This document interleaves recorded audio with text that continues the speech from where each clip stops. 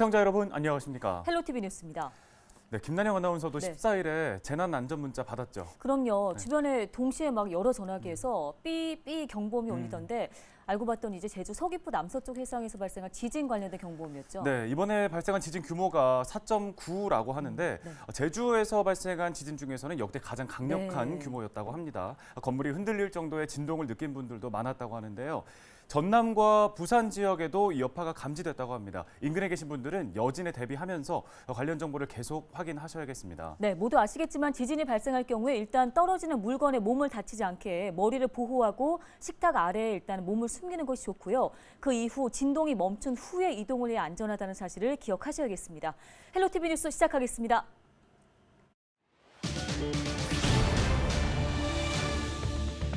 서울의 코로나19 신규 확진자 수가 3,000명을 돌파했습니다. 위중증 환자와 사망자 수도 지속해서 늘고 있습니다. 방역 당국은 더 강력한 사회적 거리 두기를 예고했습니다.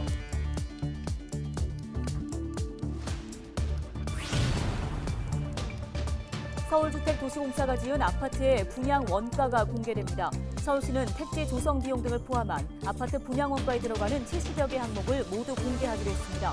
택지 조성 비용까지 공개하는 건 서울시가 처음입니다.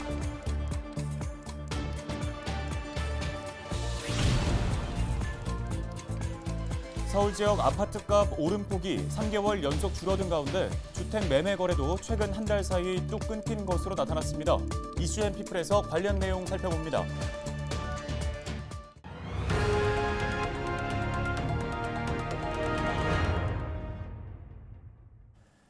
네, 첫 소식입니다. 서울의 코로나19 확진자 수가 하루 새 3,000명이 늘었습니다. 정부는 더 강력한 방역 조치 시행을 예고했습니다. 손성혜 기자가 정리했습니다.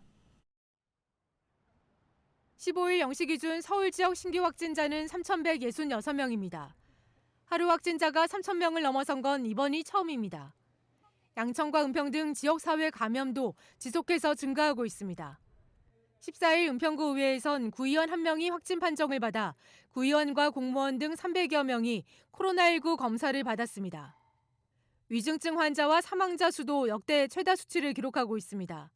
15일 전국 기준 입원 치료 중인 위중증 환자는 964명이고 사망자는 하루 새 70명이 늘었습니다. 유행 규모 증가 속도나 위중증 환자 등 주요 방역 지표들이 악화하고 있는 상황입니다. 방역 당국은 사적 모임 인원 축소와 방역 패스보다 강력한 방역 조치를 예고했습니다. 3차 접종의 이 증가 속도라든지 혹은 병상 확충을 하고 있는 속도 등을 볼 때 좀 더 강화된 조치가 필요하다고 판단해서 현재 논의에 들어가고 있어 이런 논의들을 통해 저희가 이 어떤 내용들을 강화시킬지 결정하도록 하겠습니다. 그러면서 곧 발표될 방역 조치 강화 방안에는 자영업자에 대한 지원책이 포함될 것이라고 덧붙였습니다. 이번 거리두기 조치가 좀 검토될 때 역시 여러 민생경제 쪽에 어려움을 가중시킬 것이기 때문에 이에 대한 보상과 지원들도 함께 논의해야 된다는 부분들이 정부 내에서 크게 공감되고 있고 15일 0시 기준 전국의 2차 백신 접종률은 81.4%, 서울 지역은 82.1%로 나타났으며 3차 접종률은 전국 15.5%, 서울 30.2%입니다. 방역당국은 3차 접종자는 사망과 중증으로 진행할 확률이 미접종자보다 90% 이상 낮아지고 2차 접종자에 비해서도 57%나 낮게 나타난다며 예방접종을 거듭 강조했습니다. 헬로티비 뉴스 손성혜입니다. 서울주택도시공사가 지은 아파트의 분양 원가가 전면 공개됩니다. 서울시와 SH공사는 사업 정산이 마무리된 최근 10년치 건설단지 34곳에 대한 분양 원가를 내년까지 모두 공개하기로 했습니다. 아파트 분양 원가를 산정해 낱낱이 공개하는 건 서울시가 처음으로 건설 원가와 택지 조성 원가 10개 항목, 설계, 도급 내역서 등이 모두 공개됩니다. 시는 서울시와 SH공사 홈페이지를 통해 분양가 대비 취득한 분양 수익과 사용 계획을 시민들과 투명하게 공유한다는 방침입니다. 은평구가 주민참여 플랫폼인 참여의 큰 숲을 운영합니다. 참여의 큰 숲은 주민들이 지역사회 문제를 해결하기 위해 비대면으로 소통할 수 있도록 하는 온라인 플랫폼인데요. 주민 누구나 플랫폼을 통해 지역사회 발전을 위한 다양한 의견을 제안하고 댓글로 토론에 참여할 수 있습니다. 또 투표 대상으로 선정된 제안은 주민투표와 주민총회를 통해 다음 연도 사업으로도 선정이 가능합니다.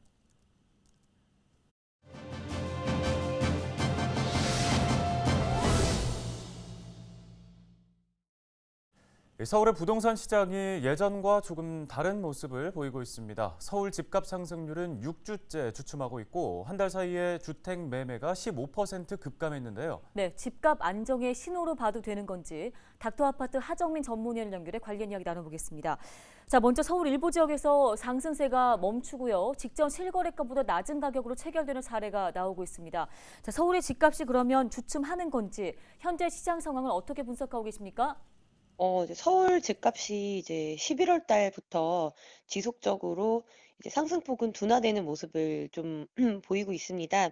특히 일부 이제 중위권 가격대의 아파트들이 있는 실거주를 서민들이 하는 지역 같은 경우에서는 급매물이라든지 정리 매물이 마지막으로 나오고 있는 상황이다라고 말씀을 드릴 수가 있겠고요.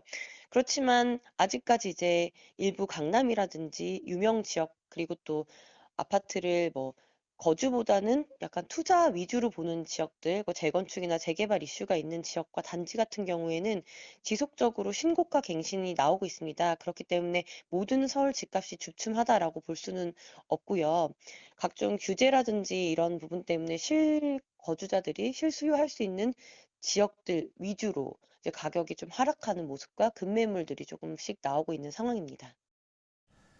네, 이런 상황을 두고 정부는 아파트 가격이 이 하락 진입 직전 수준까지 안정됐다고 자평했는데요. 이에 대해서는 어떤 의견이십니까?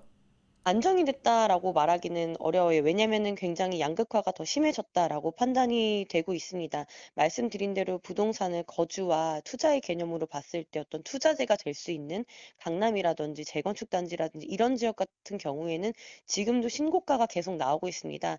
그래서 서울을 봤을 때에 모든 지역이 둔화가 된 것은 아니고요. 이렇게 가격이 좀 지속적으로 떨어지지 않는 지역들이 좀 나오고 있기 때문에 양극화가 되고 있기 때문에 이게 안정된 수준으로 하락 시그널에 접어들었다라고 이것을 판단하는 건 굉장히 일시적이고 단기적인 안목이다라고 말씀을 좀 드릴 수가 있겠습니다. 점점 양극화는 조금 더 심해질 걸로 보이고요.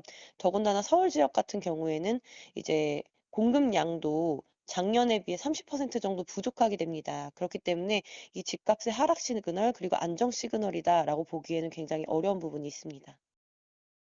네, 서울 아파트 전세 시장도 보면 26개월 만에 공급이 수요보다 많은 것으로 나타났습니다. 반면에 전세 가격이 너무 올랐기에 세입자들이 이사 갈 데가 없다고 토로하는 상황인데요. 이렇게 다른 양상을 보이는 이유는 어떻게 봐야 할까요? 네, 지금 전세 시장을 봤을 때요, 일시적으로는 공급량이 많게 느껴지실 수 있습니다. 하지만 지금이 이제 부동산 시기로 봤을 때 본격적인 전월세철에 진입한 건 아니고 굉장히 많이 이제 비수기이기 때문에 이러한 현상이 이렇게 뭐 공급이 많아 보인다라고 비춰지는 것 같고요. 또 하나 같은 경우에는 지금 이제 임대차 보호법이라든지 이런 것이 종료가 되는 전세 시점을 조금 우리가 집중적으로 바라봤을 때에는요. 상당히 매물이 부족할 가능성이 높아요. 이미 전세가가 거의 2배 가까이 예년에 비해서 2배 가까이 올랐고 또 전세 대출에 대한 규제도 있기 때문에 실질적으로 실거주할 세입자들이 갈 수 있는 전세로 다시 이사 갈 수 있고 전셋집을 마련하는 데는 굉장히 많은 애로사항이 있다라고 말씀을 드릴 수가 있겠습니다. 그렇기 때문에 공급이 많다, 전세 시장이 안정된다라고는 말씀드릴 수가 없고요. 향후를 또 봤을 때에도 2023년까지는 서울의 집이 굉장히 주택 공급이 정체 혹은 부족한 상황입니다. 일부 뭐 신도시라든지 이런 지역 말고 서울 내부만 봤을 때는 부족한 상황이기 때문에 이러한 기조 그리고 또 전세가 월세화되는 기조. 왜냐면은 전세 대출을 받을 수 없기 때문에 반전세라든지 이제 월세로 전환되는 수요가 많기 때문에 이러한 부분을 봤을 때에는 수요가 공급이 많다라고 느끼실 수 있지만 이것은 굉장히 단기적이다라고 정리해 드릴 수가 있겠습니다. 네, 내년에는 대선이 예정돼 있죠. 부동산 시장이 어떤 흐름을 보일지 관심이 쏠릴 수밖에 없는데요. 2022년에 수도권 집값 어떻게 전망하고 계십니까? 지금 이제 양 당의 부동산에 대한 정책이 굉장히 많이 첨예합니다. 차이가 있기 때문에 많은 분들이 지금 이제 시기적으로 굉장히 많이 관망을 하시고 있다라고 판단이 되고요. 근데 이 와중에 2020년부터 20년, 21년 이 2년간을 봤을 때예요. 2020년부터 거래량이 막 128만 건, 그리고 올해 같은 경우에도 거의 한 5, 60만 건을 육박할 정도로 올해 상반기에 거래량이 굉장히 많았습니다. 그렇기 때문에 지금 약간 관망세이고, 이제 매수와 매도가 뭐 주인 손바뀜이나 살 사람들, 뭐 정리할 사람들이 다 정리가 끝난 시점에서는 지금은 약간 관망세로 보합세로 짙어지는 분위기가 많다라고 말씀을 드릴 수가 있겠고요. 어떤 후보자가 되느냐에 따라서 2022년에 집값이 다시 소폭 반등을 할지, 이거는 한번 그 결과에 따라서, 대선의 당선 결과에 따라서 굉장히 많이 달라질 것으로 보입니다. 그러나 서울 같은 경우에 말씀드린 대로 뭐 전세에 대한 공급, 그리고 또 여러 가지 기조로 봤을 때, 대출에 대한 기조로 봤을 때도 점점 이제 수도권 같은 경우에나 아니면 지방 같은 경우에서는 미분양이라든지 이제 거래 정체가 오겠지만, 서울 같은 경우에는 지속적으로 상승할 가능성이 아직도 많이 보인다라고 말씀을 드릴 수가 있겠습니다. 네, 지금까지 서울 부동산 시장의 현황과 전망 짚어봤습니다. 닥터 아파트 하정민 전문위원이었습니다. 네, 다음 소식입니다. 서울시가 폐지를 줍는 어르신들에게 방한복을 지원합니다. 서울시와 서울시 사회복지협의회는 민간단체 후원을 받아 폐지 모으는 어르신들을 돕는 방한용품 지원 사업을 하고 있는데요. 이번에는 자생의료재단의 후원으로 이번 달 중 어르신 500명에게 방한복을 지급합니다. 재단은 2023년까지 매년 500벌씩 총 1000벌을 추가로 기부할 예정입니다. 헬로티비 뉴스가 준비한 소식은 여기까지입니다. 네, 시청해주신 여러분 고맙습니다.